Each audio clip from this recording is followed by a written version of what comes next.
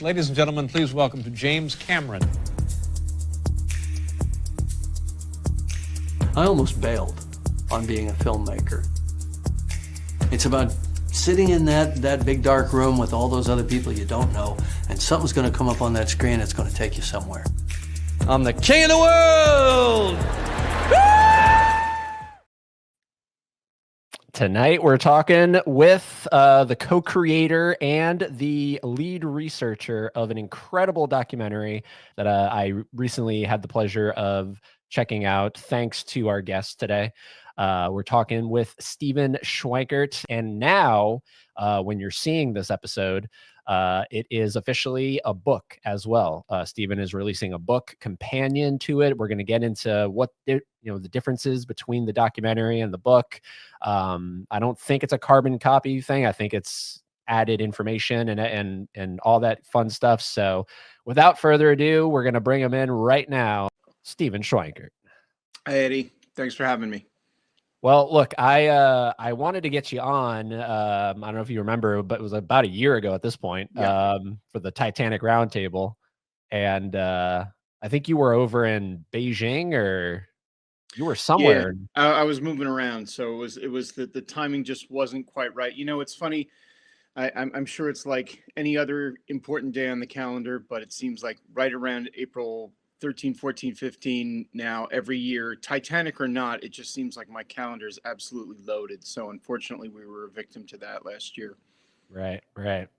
Well, look, thank you for coming on. And thank you, by the way, for sending me finally the documentary itself, because I've been itching to check this out, and loved it. Really dug it. Obviously, the Cameron Association, and that was really cool to see him in there. But now you're gearing up to release a book. We're 2 days away from the release, and you've actually already started doing some tours, right? Some dates at bookstores and everything. Yes. We already did the first 2 dates, Boulder Bookstore and Tattered Cover in Northern Colorado. So that was great. It was the book was originally supposed to come out on April 1st, and then it got pushed slightly, but the dates were set and books were there, and it was wonderful. And you said you shed a tear. I did. Yeah, I welled up. You know, when you see I also shot a video of when I got my first box of, there's a UK edition and a US edition, and it's the US edition that's about to come out. The UK edition is already officially, out on the market. And when the first box of books arrived, it was a little bit too moving. It was a little bit too emotional. When you think back on everything that's gone into it, both the research for the book and the film, and to finally see it completed is it's a bit of a magical moment. Do you have I know this is like asking to pick a favorite child. Do you have a favorite cover? Yeah, I really like the US cover, just because there was an original. It's based off of an original poster that we had for the documentary. It was really for the project. It was just sort of a placeholder for what was to come, and I always loved it. And it was black and white, and it was simple. And then the US publisher took it and ran with the idea, and I really like it. I mean, I really like the UK cover too. It's a different take, and it features artwork by my friend Tom Linsky. But yeah, it's the US cover that kind of speaks to me a little more. Maybe it's just because I'm an American reader. Right. Okay, so before we get into talking about the book, let's kind of highlight the documentary, because that came first. That came out 2020. It came out 2021. 2021. Yeah, it should have come out 2020, but COVID decided it want to keep everybody in suspense for another year. And so, I mean, you've talked about this a bunch of times. You were just recently on Alexandra Boyd's podcast. She's phenomenal. And so you've talked about this, but just like the kind of the Cliff Notes version of this is, how did you even become involved in this story, or trying to figure out, the story of the six? How did you become involved in it? Sure. So my My creative partner, Arthur Jones, and I had done a previous documentary and book called Poseidon. And the documentary is called the Poseidon Project. The book is called Poseidon. And I won't waste the audience's time with the extraordinarily long subtitle. But, we did that. We thought, okay, that was a lot of fun. Let's do another one. So we started working on a second maritime history project. It was a Shanghai shipwreck. Arthur was living in Shanghai at the time. I was living in Beijing, so it was intended to be easier and more cost effective for us. And then in the process of doing that, we thought, well, there's all this background that we have to show of recent Chinese history and maritime disasters and so forth. How are we going to do this without potentially taking up 20 minutes of screen time to convey all of that to the audience? And so I said, no problem. We're just going to compare it to Titanic. Everyone in China will know that story. Everyone in the US will know that story. In the UK and every place else will know it. So I went back to my Titanic bookshelf, which I happen to have, and I started to reread some of the classics, A Night to Remember and so forth.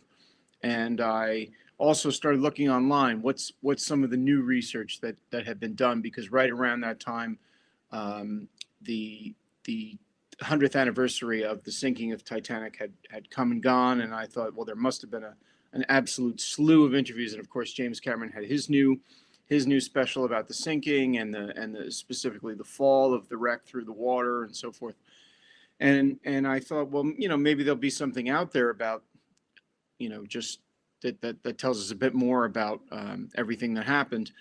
And I know that I had seen before that there were Chinese passengers on board Titanic, and I'm sure I did what everyone else did. I looked at it, I said, wow, that's really interesting. There's not much there, and clicked on to the next page.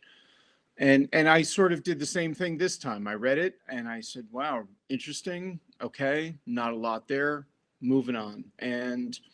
But this time it really kind of lodged with me. It really, kind of got a couple of hooks into my brain, and at night, and I'm supposed to be thinking about this other shipwreck and its survivors and how we're going to tell the story, and I would end up staring at the ceiling thinking about, but what about those men that were on Titanic? Why don't we know anything more about them? That doesn't make sense. There are 8 men, there are 8 Chinese passengers on Titanic, and 6 of them survive. How is that possible? They're the most foreign-looking third-class men on board. You could argue. How could they even get a shot at the boat deck? So that really started to bother me. And after about 6 or 7 months, I thought, I need to say something about this. I feel like we're not, we're just not. We're going to miss an opportunity here if we don't do something about this. So it wasn't an easy sell. Arthur thought that the topic was a little too mainstream, that there wasn't, more importantly, that there was nothing left new to say about Titanic, that it just wasn't, it had been so overdone.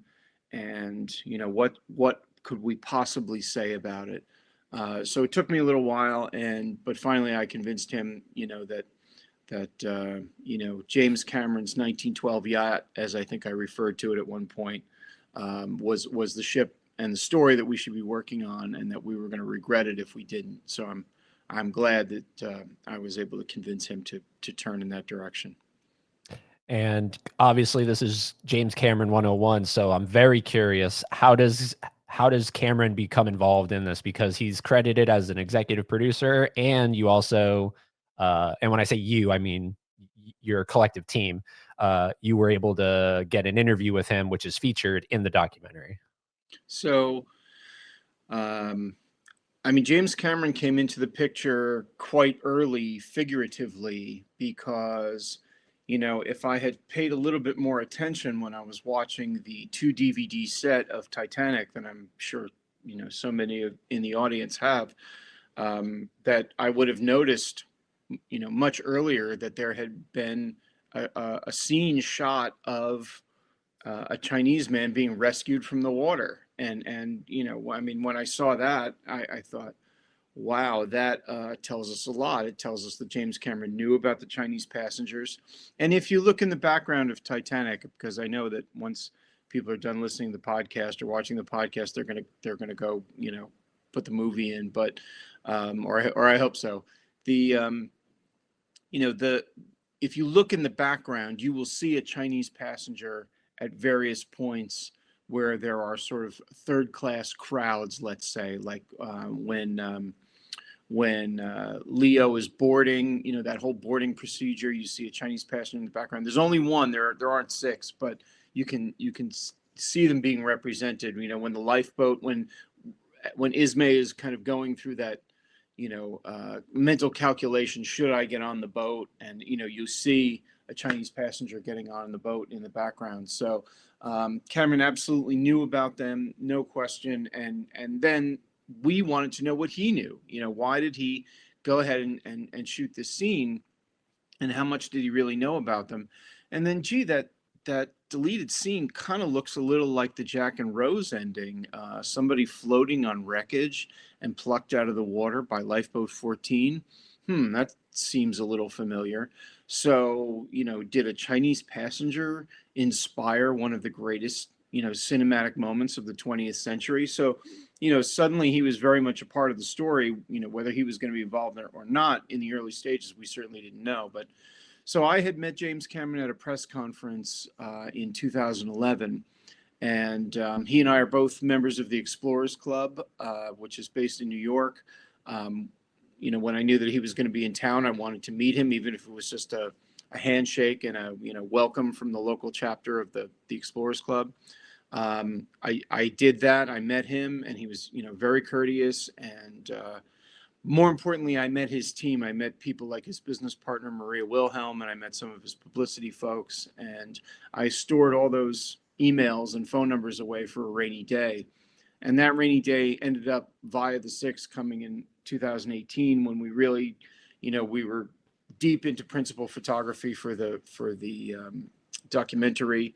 And we wanted him on camera, not because he was James Cameron, but because James Cameron is one of the leading and living Titanic experts, and also because he had a unique perspective, and we needed to know what he knew about them being the Chinese passengers, and what did he think about them, and did they inspire the Jack and Rose ending?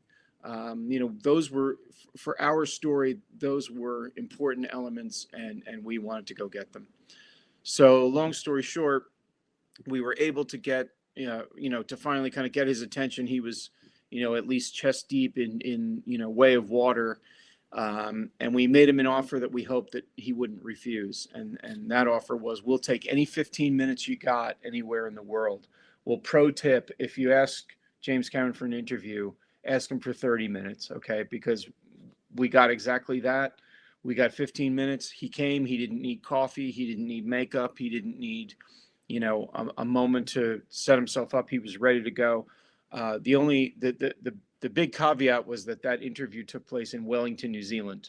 That was the anywhere in the world where he happened to, and even from Beijing and Shanghai, that was 16 hours of travel. So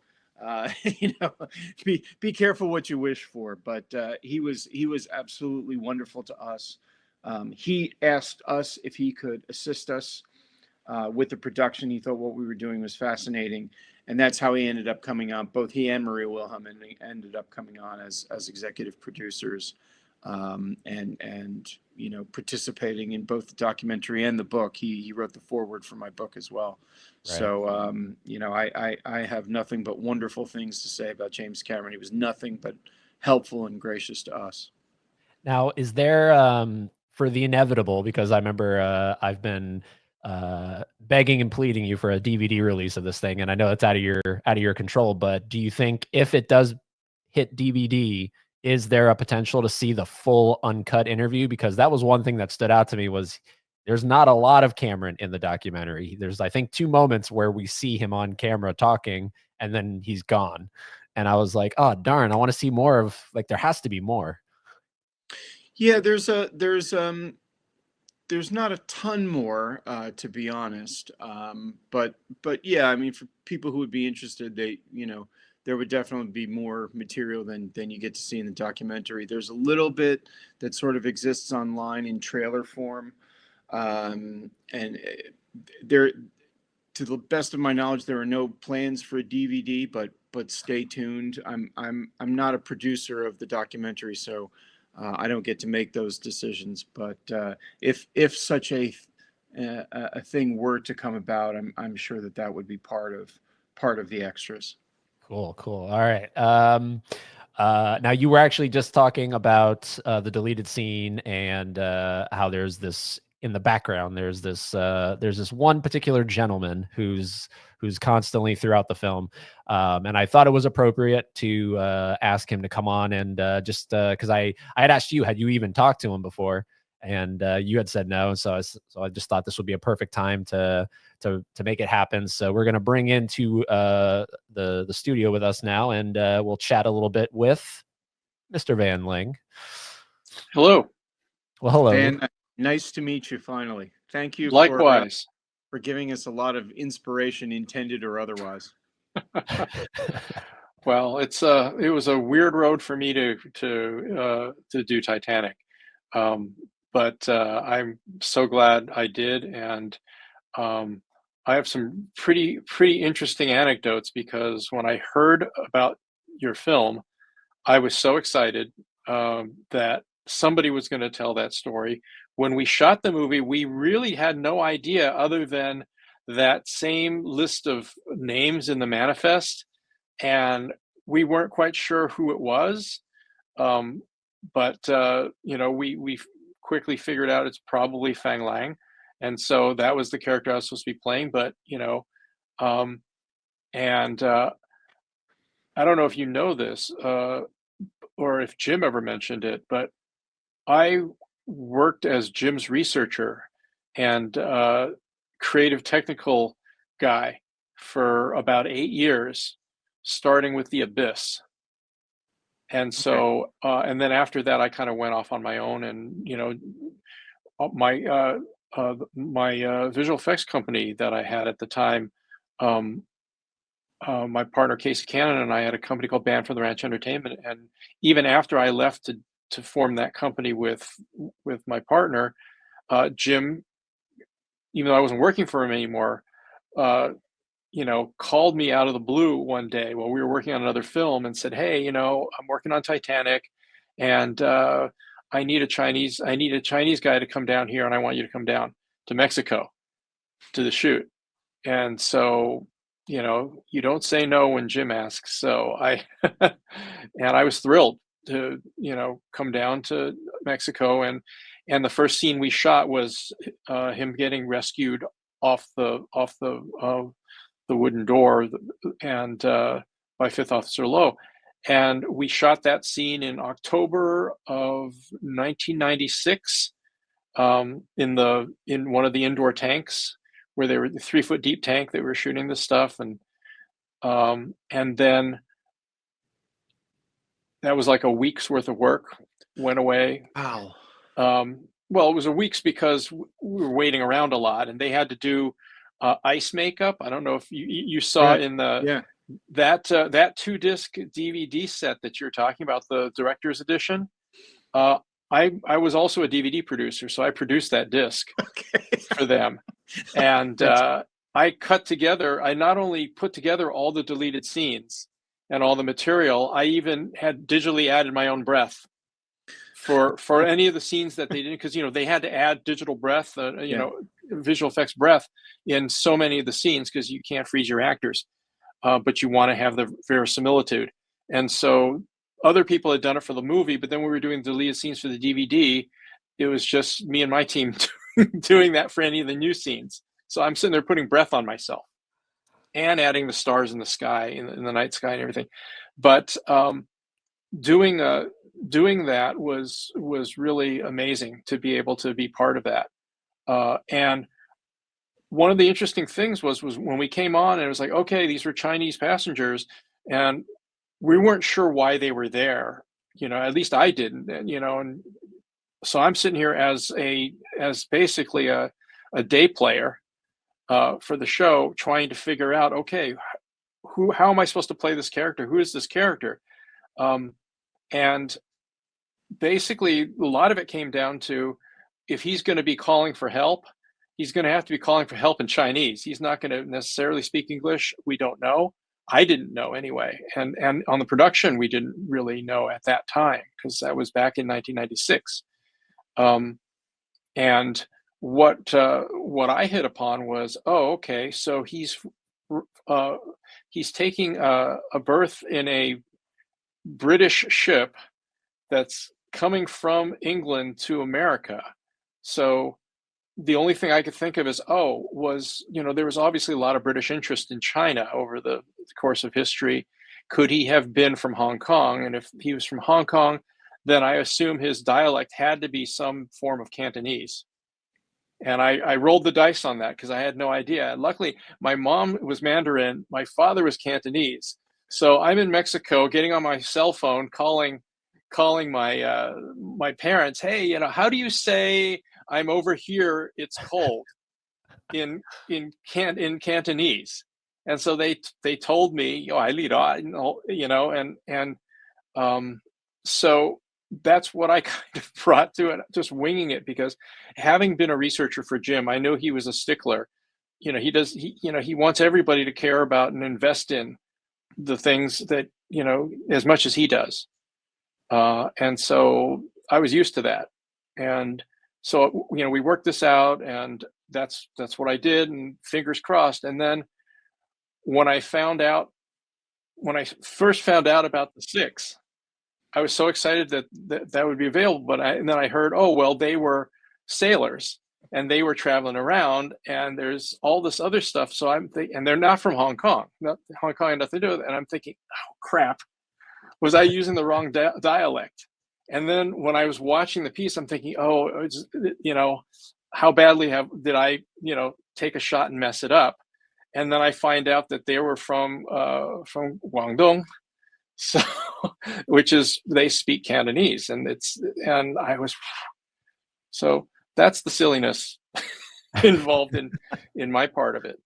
But yeah, it was serendipity, and to find out after watching some of the other pieces, the National Geographic specials that he's done and everything, where he's talking about the inspiration of Fang Lang and being rescued as being the exact same thing he wanted for Rose. And it made perfect sense, because nobody can now say, or could say to him, oh, well, that's stupid. How can she's the only person on a door, who's smart enough to get on a door or whatever and get rescued?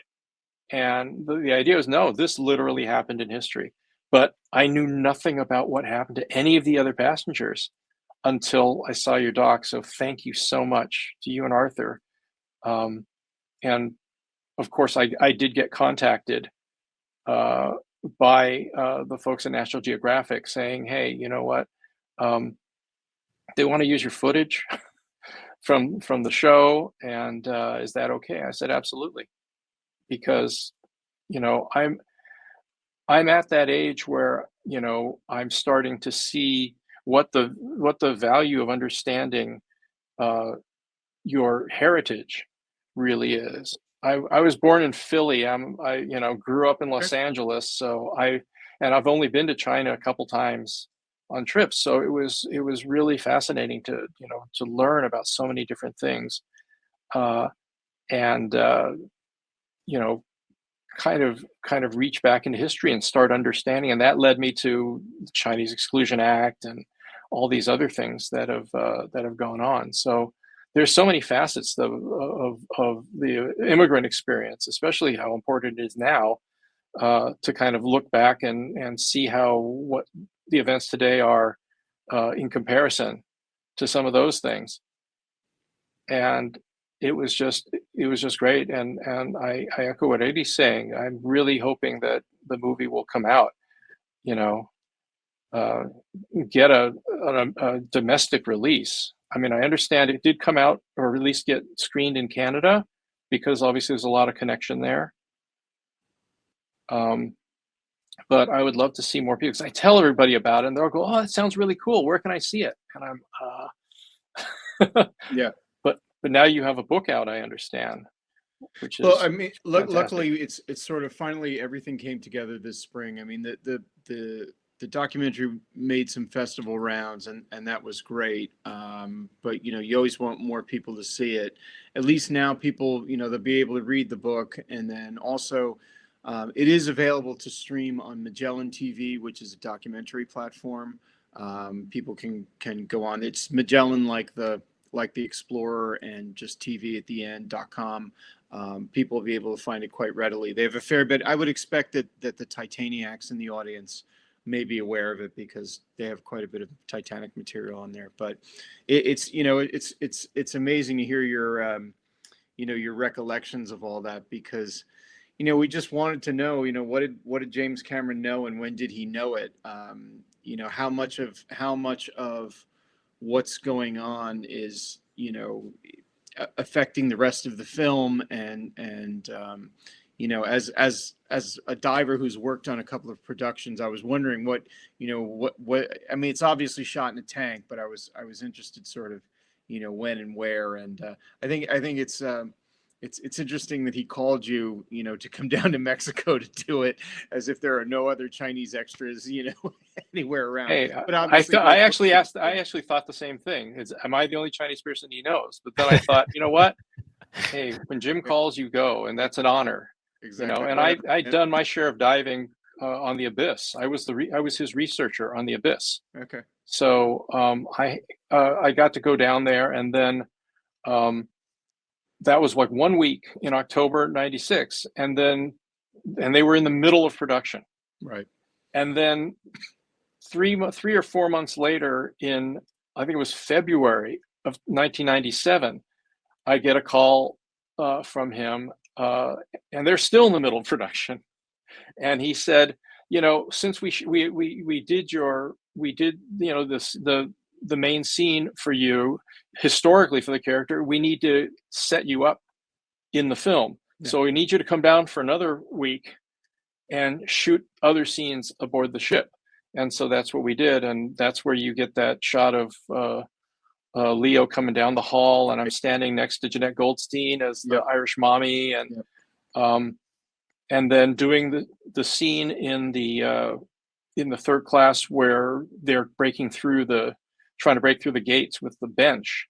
And he specifically said, I want you in that scene, you're part of the representation there, but more importantly, we want to show that the Asians were smart. They were trying to go down, and they were looking for the places to go, and that some of the other passengers were following him. Now, in light of the new information, it sounds like he didn't necessarily go that way. He and his fellow seamen, knew the layouts of ships, and went a different way to kind of get up to the top and not be part of the logjam. Which was really fascinating. But for the film and everything, it made sense, and I felt like representation was there at the time, which was really great to hear, great to see.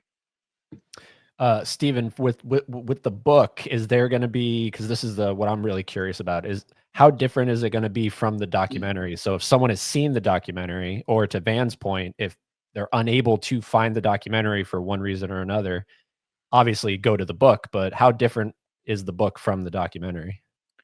Well, obviously in a book, I get to, it's much easier for me to go deeper into various parts of the story than it is to show them on screen. Even with me as the talking head in the documentary, people are only going to watch that for so long before they get, a little tired of someone conveying information that way. They want to be able to see it. And that really makes a lot of story decisions for you in the process. So, for example, I go into the escape in much more detail. Why would they have gone this way or not that way? Why do we believe that they got off? There's, I go into rather exhaustive detail on not Fong Long, not the gentleman in the water, but into one of the other passengers. And I spend a lot of time looking into, well, why is the Asian passenger in this lifeboat, Hosono, the Masabumi Hosono, the Japanese second class passenger who escaped, or is it Chong Fu, who we believe was one of our passengers? And it's important because it establishes a timeline. If that passenger gets off in of course now I'm going to mix it up. It's 13 or 10, but anyway, read the book. But it's you know, if that person gets off in whichever one of them launches first, that means that at least one of the men made it to the boat deck by 1:10 in the morning, because that's when it's launched. But if that person gets off in the other boat, then that means they're kind of arriving at the boat deck around 1:45, sort of the latter stages of the sinking, which explains why they end up making the other escapes that they do. Why do 3 of them end up in the water? Why do 4 of them end up in the same lifeboat as Jabris Ismay? Which, Van, you got to do as well. You had to represent the men in the boat as well. So, you know, it's things like that. You know, so I think from a research, and then of course it tells a lot more about their immigration story. You know, why, you know, what were the obstacles that they would have faced in the U.S., in Canada, in the U.K., potentially back in China, the different places where they ended up. You know, that's really what I wanted to explain. So it's not a companion book in the sense that it's not intended to be supplementary to the documentary. The documentary is its own end product. The book is its own end product. It's based off the same body of research, and Arthur and I made different decisions depending on the way that we wanted to tell the story. You know, we don't necessarily agree on absolutely every single thing. You know, and we didn't have to, and we don't have to, and I think it's fine. I don't think it creates a rift in the, you know, body of research or in the, you know, Titanic community. I think it adds to the richness of it, really, because, you know, people having different theories and having different kind of imaginations of or understandings of how the events occurred and what the feelings were in any given situation.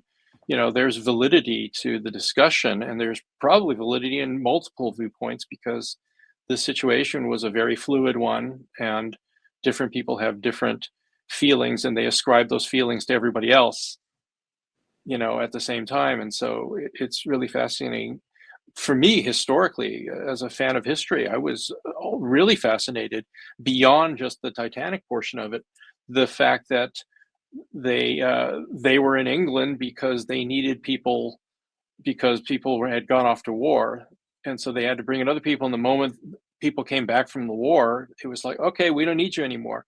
Yeah. Saying basically, we didn't value you as people, we valued you as units of work. And that's time immemorial an issue, I think. And you know, we're kind of seeing that in various places popping up around the world all the time. So it's a universal story. It's a universal immigrant story. So I think this is a great way to put a face on it, and you know, make it, you know, relatable to, frankly, an underrepresented portion of the population in terms of trying to tell these stories. You know, we talk about a lot of immigrant stories, but we don't talk about these specific types of stories too much. You know, so it was fascinating, and I think it's a really useful thing to know. Right. Now, I know you said, Stephen, I know you said that there was, you know, permission to ask for, or Van, sorry, Van, you said there was permission to ask to use the footage, but was there talk to actually, did anyone think to reach out to Van to get him in the documentary? I know it didn't ultimately happen, but was that ever a discussion? I mean, we did talk about it, but we thought, you know, again, we've got 100 minutes and a limited budget to tell a story, Right. you know, and it just wasn't, you know, Van, we would have loved to included you, but I was just a day player, man. I understand all that. It's not, listen, that's like asking somebody who plays a fictional version of somebody to come in and comment about a real historical thing. I take no umbrage at all. And I'm just so proud to have been able to contribute in some small way by showing up. That moment where you show Tom Fong, the deleted scene was amazing. Yeah, you know, that was quite a moment. I mean, we had just met Tom that day, so he doesn't know us from Adam, and you know, we're also trying to assess, you know, is this guy for real? You know, how is, you know, is his story reliable, and is he really related, and we had some questions that we needed to answer, and so to kind of present him with that, I mean, that was really something. One of the for the film folks in the audience, it's one of the interesting bits of being able to use footage from Titanic, from Cameron's film, was that one of the things you have to do is you have to get permission from everybody that appears, Van, yourself included, and but also Leonardo and Kate and everybody else, and they weren't the hard ones. They were not the tough folks. We just reached out to the representation. We told them what we were doing. All they had to do was say yes, and that was easy enough. But it's trying to find people who have one line, or people who have no lines but appear, and they're not even in the industry anymore. It's like trying to find those people to get them to clear the their one particular scene. I mean, that was really a buster. But we were I still wonder what we would have done if we had not, if Cameron hadn't come on board as an executive producer, and if he had not, helped us clear all of that footage. First of all, we couldn't possibly have afforded it. So, then what would we have done to tell those bits of the story, the striking the iceberg and all that? I don't really know what we would have done. But yeah, it would have been funny if we had, decide to use some scene that we ultimately couldn't use because the person appearing in it didn't want to let us use it. So it's be careful what you wish for when you put together your documentary with famous footage in it. Well, I think that everybody, including Jim, I don't want to speak for him, but certainly as somebody who loves research and loves history, he and I both want to see those stories told. He put up a lot to put those stories that he could into the film and then put them out there. And if he had any trouble, or if he had heard that there was any trouble trying to find these obscure day players, he would have immediately just call Van. I mean, that may have been what happened. I assume that what happened was that when you were looking for the footage, or you found the deleted scene from the thing, and you probably asked Lightstorm, Jeff Burdick, who used to be my assistant before I left, who now runs his production, post-production department there.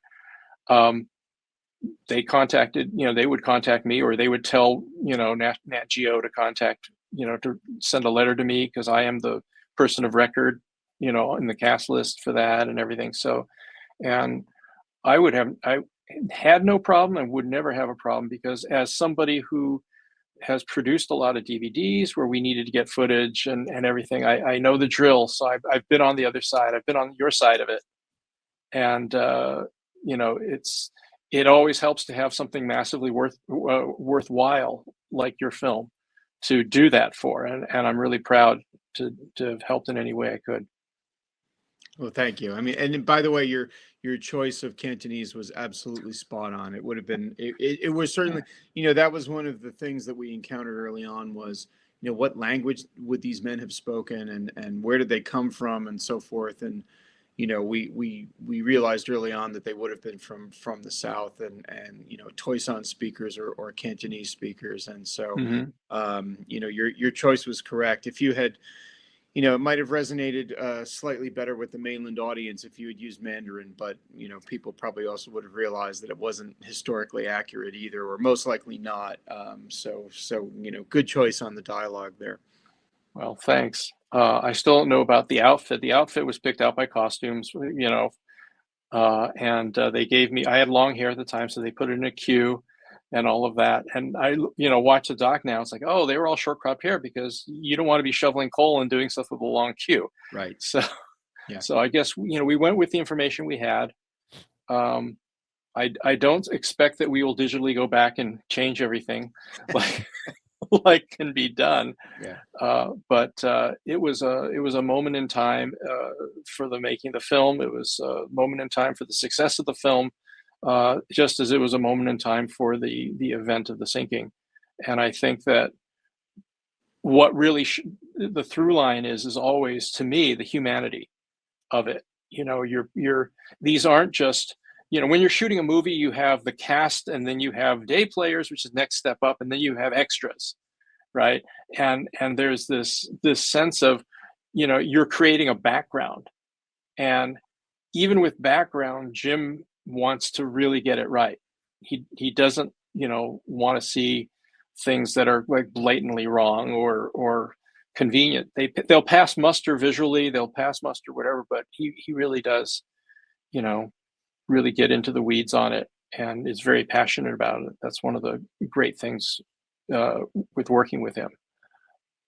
Now, Van, why was that scene cut?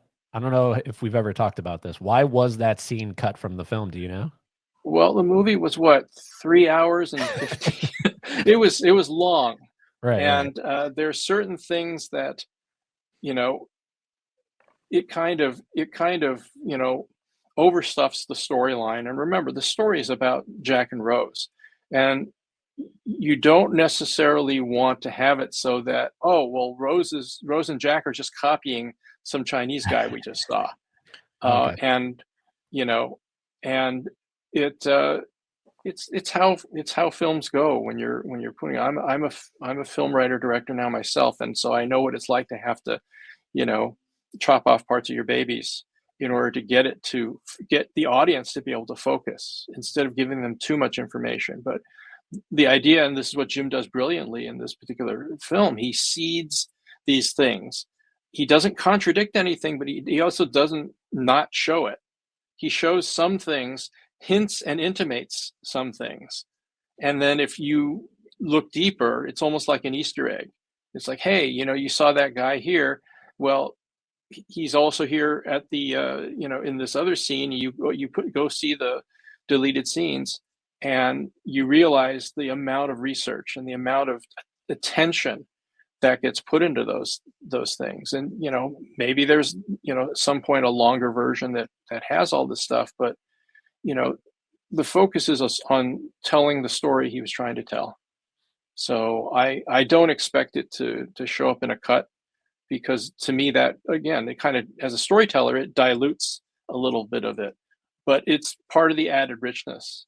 And it's also proof that he, you know, does care about the research and does care about these things, and was paying homage to this idea that, you know, you could survive potentially by getting on this thing. I love the fact that in the most recent National Geographic, where he did the same thing you did, you know, he had another experiment of putting people in the water and then trying to get them onto the door, the size of it was, and he proved that it was possible, if they were just right on there, that they could have both been out of the water.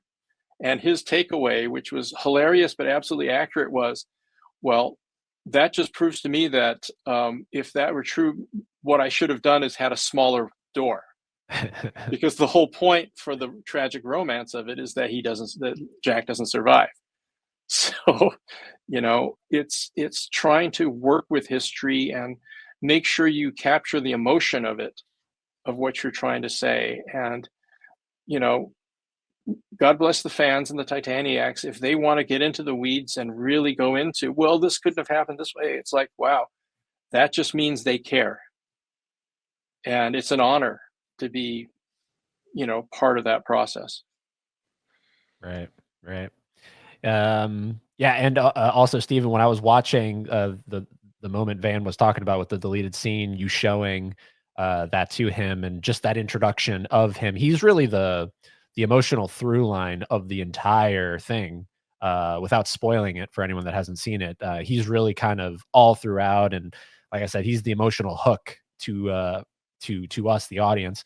It reminded me of the scene in Titanic where Brock is talking to old Rose, and he's like kind of asking her for the bits of information to sort of verify that this is who she says she is, kind of thing.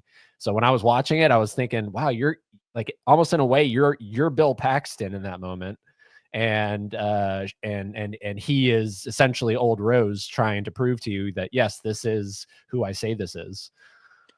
I only aspire to be, Bill Paxton as at that point in his career. But yeah, I mean, it was, it's my feeling from the beginning was we just had to go out and find them. We had to go out and try to find those stories. I knew that they were out there somewhere in bits and pieces. I just wanted us to go out and give it a shot and find what we were able to find. In the meantime, some of the, let's call it the scientific stuff that you see in the film, like me, sacrificing myself in cold water and some of the other stuff we did, the reconstruction of a collapsible lifeboat. Those were problems that we could solve while we were working on other things like identification of the passengers and who was who and which name really matched up and what were their real names and things like that. So it was, it was just trying to keep our own work going at times when it wasn't always going so smoothly. Excuse me. I know that, obviously during the filming of Titanic, there were quite a few of those moments for Cameron and the crew. So, you just have to keep going forward. It's and that was really the lesson that we learned from our 6 men was, I think in the end, the reason that we didn't really know their story was because that to them, it was just yet another obstacle in a life filled with obstacles.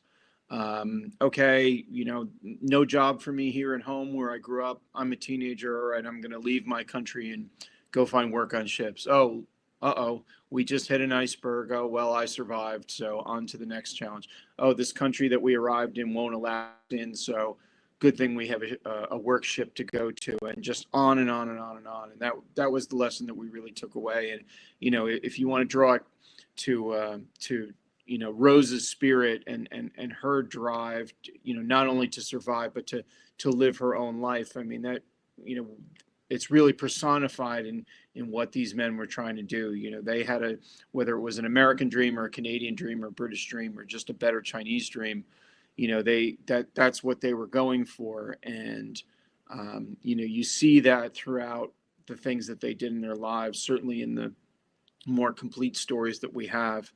That's what we saw. And that was really the takeaway for us. To them, it was just like, yeah, whatever, big ship that I was on sank, it didn't. Yeah. What kind of event is that? That's a Wednesday, Yeah.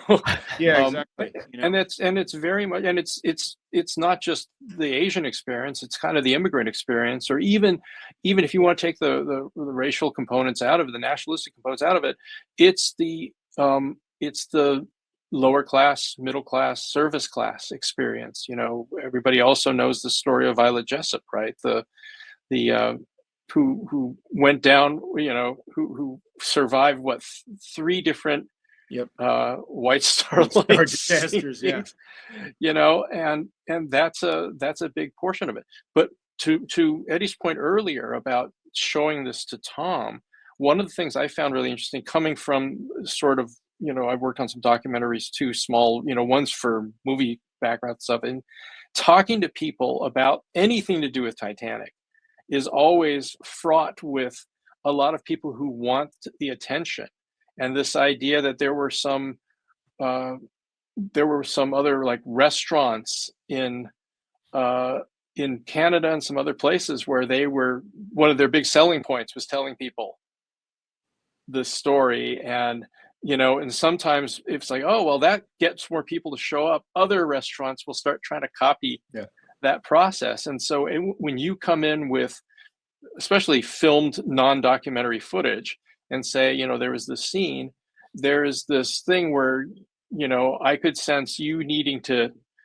it's a test in a way, because some people will go, oh, no, it didn't happen like that. Or they're like, yeah, that's exactly it. And then you can tell them something that is untrue, and if they say, yeah, that's exactly it, they're not who they say they are.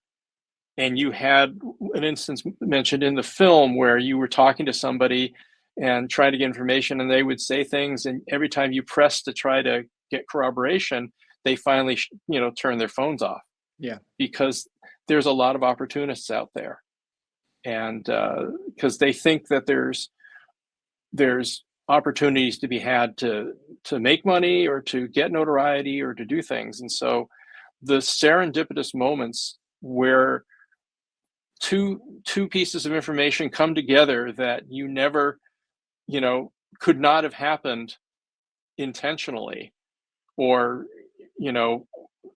information that is corroborated completely independently in some way, is the stuff that really I find fascinating and really great, because otherwise there's so much, I was involved in this. The number of people who claim they worked on the movie who may not have worked on the movie, and of any movie, are pretty legion, and so you have the historian's eye to look at this stuff, but you're working with impartial information. You're trying to get other information to corroborate the information you have.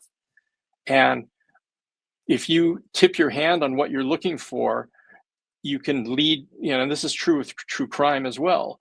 You can lead a witness to say something that isn't true because they think that's what you want to hear. And so it was really fascinating and validating in a way to be able to watch that moment with Tom, and you're having not told him anything about it other than, that there was this deleted scene, and then showing it to him and seeing how that plays out. Are you still in touch with him, Stephen? Absolutely. I will go so far as to say I consider Tom a friend now. He's in Wisconsin. I'm here in New Jersey, so I don't get to see him too much. But we're going to do a couple of book dates together at the end of May. We're going to be in Milwaukee, where both he and his father spent some time growing up, and he growing up, obviously not Feng Wei's son, the Titanic survivor, but and then we're going to be at the Wisconsin Maritime Museum on June 1st. So Tom has been really great. I mean, we were so blessed with him as our main survivor descendant, let's say, because at the end of the day, at no point did he or any member of his family ever exhibit any guile. It was just pure curiosity on their part. He just wanted to know his father better. He wanted to know his father's story better, and it was obvious. You can see in the documentary, especially, how it nags at him sometimes. You can see that it really, just is sort of an unanswered question for him, and he wants to fill in those blanks in his own life. And he was Tom was certainly not somebody who sought publicity, and still doesn't, actually, but he's comfortable with doing an interview or speaking to somebody about it. So it's been great to see him get more comfortable with the story over time. And now that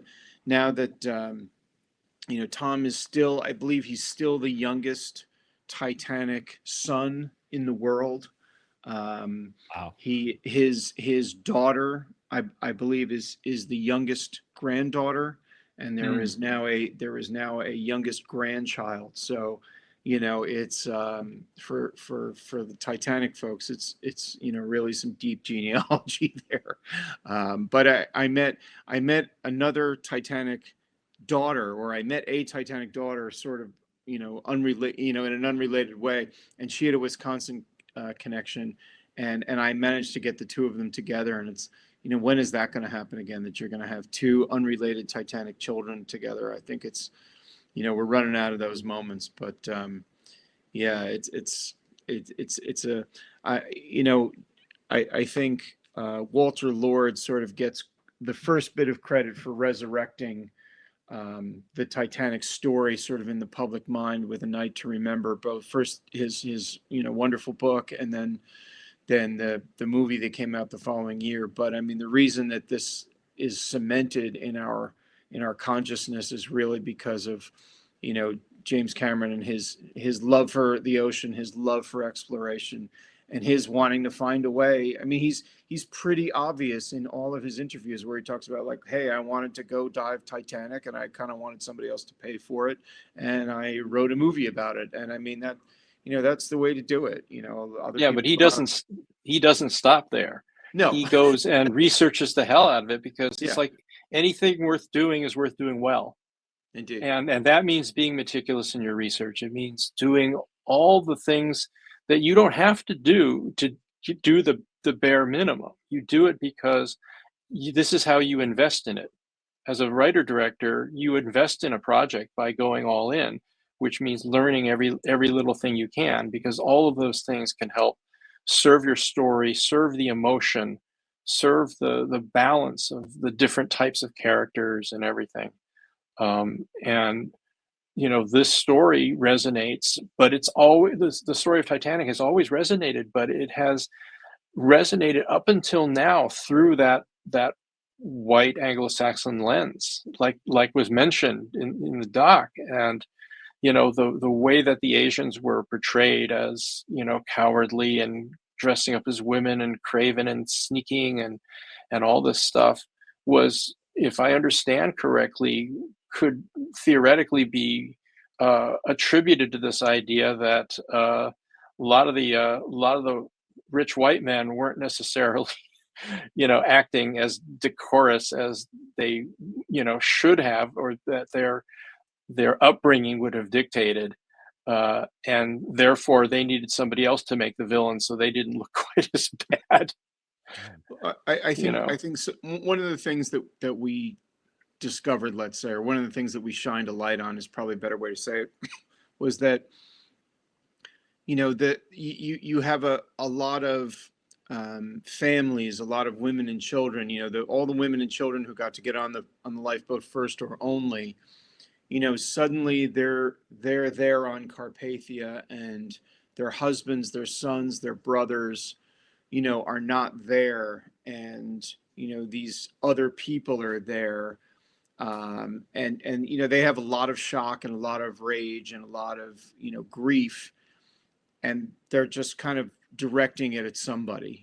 I think some of it is racialized, and I think some of it is just they were the people who were there, and therefore they were going to get blamed. If this man is here, whoever that man happens to be, if this man is here, that means that he took my husband's seat. My husband could have been in that seat.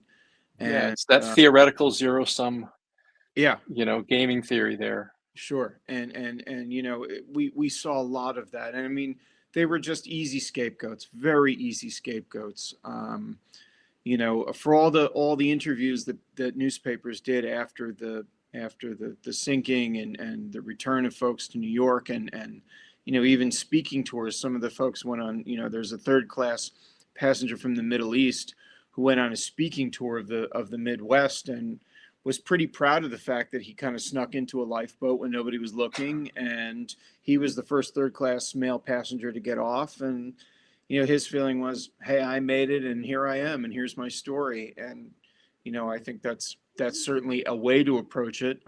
It's the evidence of his grit and his will. And but so it's but I've gotten a few sort of curled-lipped questions at Q&As about, how come, Cameron cut this scene and so forth, and, he's not trying to tell the whole story. And I said, well, first of all, he's, trying to make an entertaining film, which he said throughout.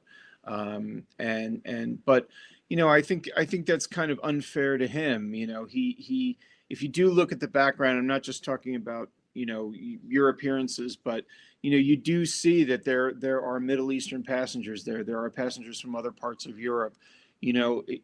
It's I think it would have been strange and even potentially uncomfortable for the viewing audience to kind of spend so much time kind of looking through the background, scanning the background, for no story reason. But a lot of people are there. It was obvious that he knew those stories, and that he knew that they were part of, of the Titanic story. And I think it's up to, others like, like Arthur and me, and also Layla Saloom Elias, who's done so much on the Middle Eastern passengers.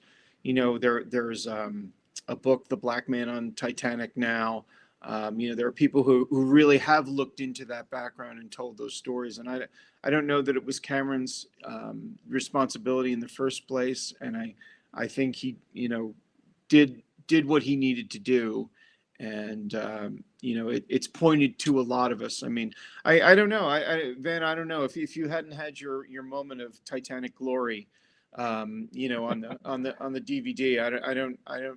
I wonder how far we would have been propelled. I mean, I think we still would have taken it forward, but just seeing that in the early days, seeing that this story had been recorded, this little dusty tiny corner of Titanic history, and there it is, and you're there with Officer Lowe and so forth. I mean, that was amazing stuff, and to us, it really, in our minds at least, it legitimized that story to go forward. Like, we really should pursue. See, here it is. Here's the scene. It's already been filmed. Now we need to go out. Anytime there's a sense of validation, anytime you run into something that acknowledges that their story is their story, but they've left the seeds and the indicators of the wider world of that story. And it's really almost a call to arms to anybody who's that interested to look into that, as you did, because the kind of film goers that are the most challenging for me to be patient with are the ones who are like, well, you told this story, why didn't you tell this other story? Yeah. And as a filmmaker, you kind of want to say, I told my story, the story I wanted to tell. Why don't you tell it? Yeah. It's constantly this, like, yelling at somebody for what they didn't buy at the grocery store, as opposed to appreciating what they did buy. Yeah. When it's not, something, like this is like, listen, it's not Jim's, responsibility to work out your family genealogy. Right. But he takes pride in being able to inspire people to do so if it makes sense. And that's one of the things that really, I think, came out of Titanic. It was already a huge, topic, but it was always seen through a particular lens of, the wealthy and so on. And he actually made the stuff that was like, oh, by the way, there were other things. He put them in there. So they were part of the world the same way that it is in the world for, starting off with the wealthy lens. But, you look at some of the earlier films and things, and it was pretty much just the wealthy people, the white people. And the fact that he really made a point of, talking about the classes and stuff other than just in a theoretical way, the great unwashed that we don't see, it became, this kind of dual layered story that, love across the tracks, the whole thing. And if it makes people go out and want to research this stuff more, and somebody else to follow up, as you said, with the Muslim passengers or with any of the other folks, I think that's absolutely fantastic, because hopefully it'll open up, the Six is an example of what any of the different groups who had survivors and losses aboard this ship that has become a universal symbol of man's folly, of humanity, of inhumanity, of all these things. And, I hope that the Six inspires a lot of other people from other ethnicities to look at things and say, you know what, we were there as well. And it's my responsibility as a member of that ethnicity to find out more if I want to know more about, the heritage and how things worked and so on. And I think it's a fantastic thing that you have the book out now, and that hopefully the movie will get wider release in some manner. You had mentioned it's on Magellan TV. On Magellan TV, and I've seen that it is also part of is it X Hive? Yes. On Prime. Amazon Prime. So you can see it that way as well. Yep. And fantastic. And tell Tom I said hi, and tell him to drop me a line if he's ever interested. I shall. Yeah, it's that's that would be an amazing moment. That would be an amazing moment. I played your dad in the movie. So, exactly. And I didn't even know it until Indeed. now. Indeed. First and foremost, I just want to say thank you to both of you, Stephen, for for initially, agreeing to come on here. And we tried to get you on the Titanic roundtable that Van was a part of, but it didn't work out that time. But we were able to make this work out. And Van, thank you for putting aside time to come back on and talk about this, because this is such a special thing that a lot of people, not just the Titaniacs, but a lot more people need to check this out. And so hopefully the book, which, by the way, I have it on Amazon pre-ordered. Is it going to be in like Barnes and Noble and all that good stuff? Yes, from fine bookstores everywhere in the U.S. starting April 8th. So if you don't like Amazon, that's fine. Just go ask for it elsewhere. So, and same in the UK. It'll be available. It will be available. Awesome. Perfect. Yes. So I'll make sure I have anything linked down below in case anyone doesn't have a nearby bookstore. They, of course, can pick it up on Amazon. So, but before I let you go, Stephen, I've asked Van this question a bunch of times. He's been unable to answer it. Every new guest on the podcast gets the same question at the end. What is your all-time, putting aside your association to Titanic, what's your all-time favorite Cameron film? Aliens. I mean, come on. Like, well, there we go. There's.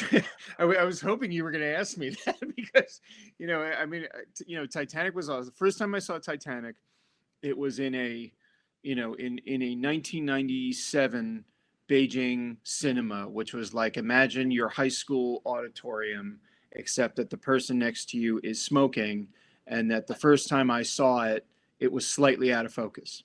So, I had to see it a second time because I wanted to see if it was, just as cool in focus as it was, slightly out of focus. So it was. But yeah, I mean, I just watched, I was just in Hong Kong for a literary festival, and on the way back, there was a 100-minute documentary about aliens. And I absolutely relished. I had 16 hours to kill. And, I thought this is the perfect thing to watch. I mean, Aliens is just, the characters are so amazing. And, I saw it at that time. I was in high school then, so I was just the right age to think that every word that came out of Hicks's mouth was awesome. And, the Hicks-Hudson duo and everything. I watched it again recently, just for apropos of nothing. Like I think it popped up as a choice, like recommended for you, whatever. And I was motionless for the entire time. I mean, I could just watch it. Titanic is a bit more of a commitment, especially now. I have a bit more of an emotional connection with it. So if I'm going to watch it, it's, I got to kind of prepare a little bit and sit down and do it. And The Abyss is like, to me, The Abyss might as well just be a documentary because it's still dealing with issues about how we're going to, work underwater and live underwater. And we haven't even like gotten there. The Avatar stuff is it's just like almost too big. Like, it's just, I saw the first one in 3D at this cinema in Bangkok, which is just like one of the biggest cinemas in the country and in Asia really. And it just absolutely fried me. It was like I walked out of there and I just went home. I just went back to my hotel. That was the end of my day. I went to an afternoon screening. It was the end of my day because I couldn't possibly think about anything else.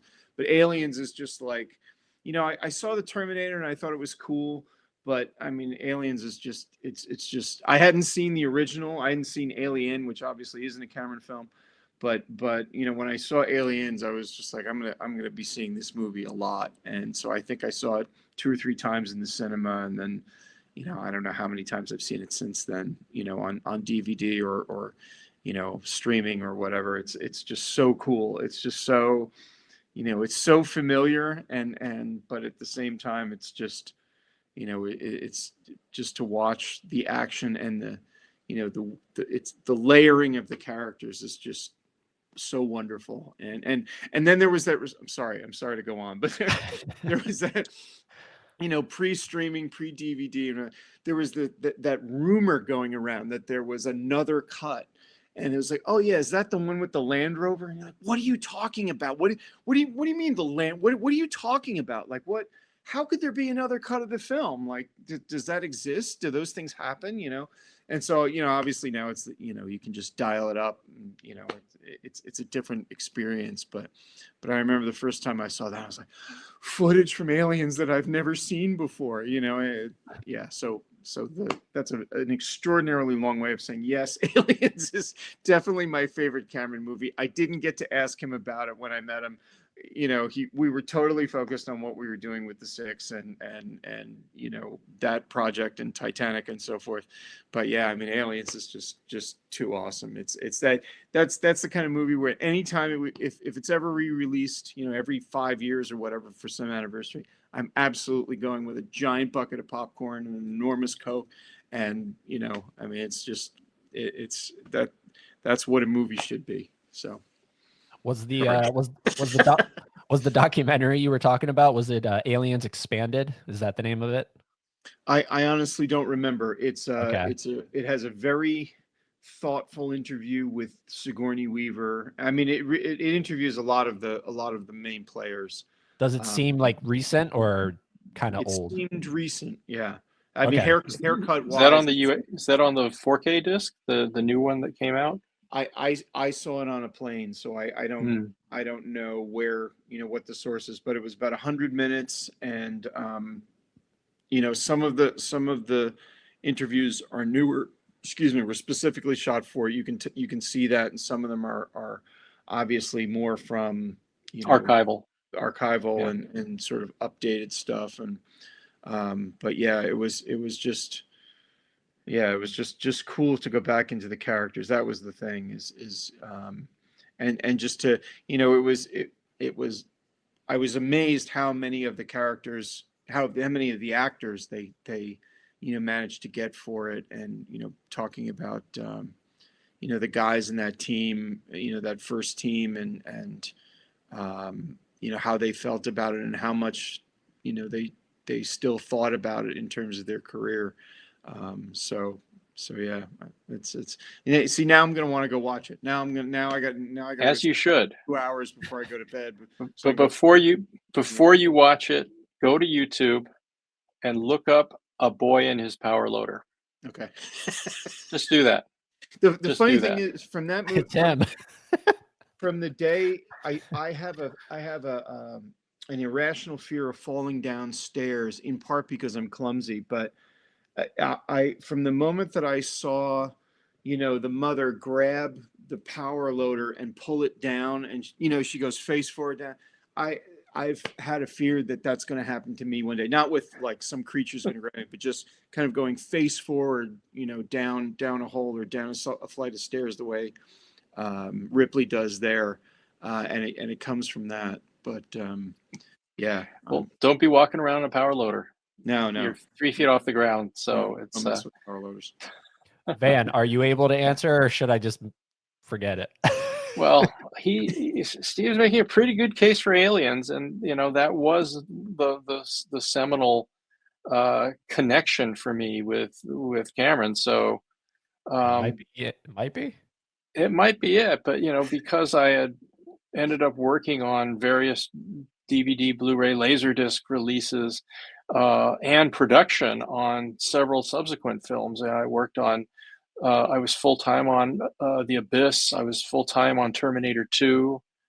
I'm in Terminator 2 as well, and worked on True Lies and so on. And of course, ended up working on Titanic, both behind the scenes, doing visual effects and on camera, and then doing one of the DVD releases. So they're all my kind of surrogate babies in a way. But from a film that actually really galvanized me, as much as I love Terminator, the first one, that made a huge difference. But Aliens was the one. That was the year I graduated, the summer after I graduated from college. And so it obviously had a huge effect on me, as that YouTube video aforementioned will attest. And so I probably have to say Aliens. Perfect. Perfect. I think we got the definitive answer. All right. I'm gonna wrap it up. We need to find Chinese guys on the Sulaco. That'll be Arthur's and my next project. We'll have to. Oh boy. Yeah, you'll have a hard time finding research on some of that. Indeed. But you never know. yeah. Everybody, thank you for watching, listening, however you check this out. Thank you so much. Go support The Six, both the documentary and the book. Links in the show notes. And like I say at the end of every episode, we'll switch it up a little bit for this one. Go watch The Six.